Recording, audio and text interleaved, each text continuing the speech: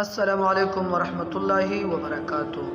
محترم مینوالو، راځئ نن سره په دغه ویډیو کې د هغه بدبختو انسانانو متعلق یو حدیث مبارک ذکر کوم د الله په توفیق سره. د کوم مبارک چې راځي د قیامت پر سخت ورځ باندې با دوی دا تمنا او ارزو کوي چې نن ورځ موږ د نبی علیه الصلاۃ والسلام په لاس باندې د حوض کوثر اوبوس کو، لیکن نبی علیه الصلاۃ والسلام بزړه نه غواړي چې دوی ته په خپل لاس مبارک باندې اوبو د حوض کوثر ورکی، بلکې نبی علیه الصلاۃ والسلام به فرشتو ته ارشاد وفرمایي سحقا سحقا چې نن ورځ دوی زما د نظر نه پناه کوي، ماته قریب مرا پرېږدئ.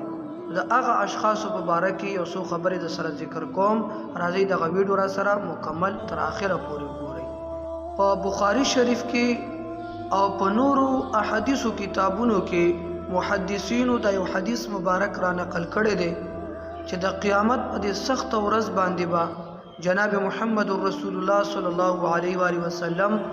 په حوض کوثر باندې تشریف فرماوي او مؤمنانو مسلمانانو ته په خپل لاس مبارک باندې د حوض کوثر اوبه ورکوي او ډلې ډلې خلک به د حوض کوثر طرف ته را روان وي. په دغه دوران کې بعضې خلک به فرشتي حوض کوثر ته راتګ باندې نه پرېږدي، منع کوي به او دکې به ورکوي او ورته وایي به چې وروسته شئ تاسو.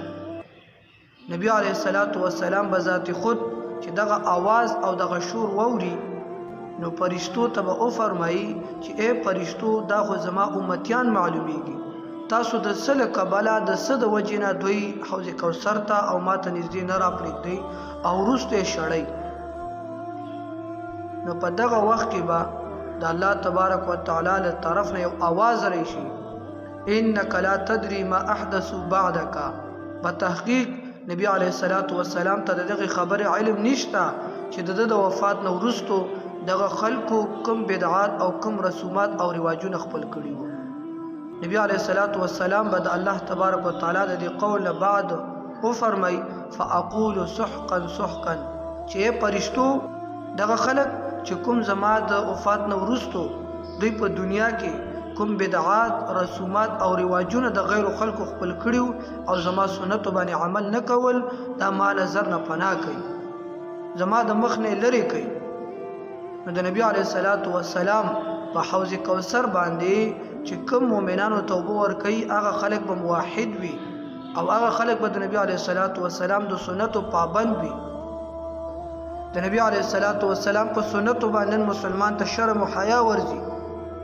او بیا د قیامت په ورځ به دا تمنا او ارزو کوي چې کاش نن ورځ چې دا کومه تنده ماته لګېدلې ده زه د نبی علیه الصلاۃ والسلام د لاس مبارک نه د حوض کوثر اوبوس کم چې زما د ابدي دا تنده ختم شي. لیکن نبی علیه الصلاۃ والسلام وایي څوک چې په دنیا کې زما په سنتو شرمېدو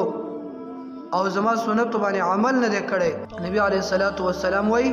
زه به فرشتو ته وایم چې دوی زما د نظر نه فنا کا. الله رب العالمین موږ تاسو ټولو ته په صحیح معنو کې په سنتو باندې د زندگی تیرولو توفیق را نصیب کړي.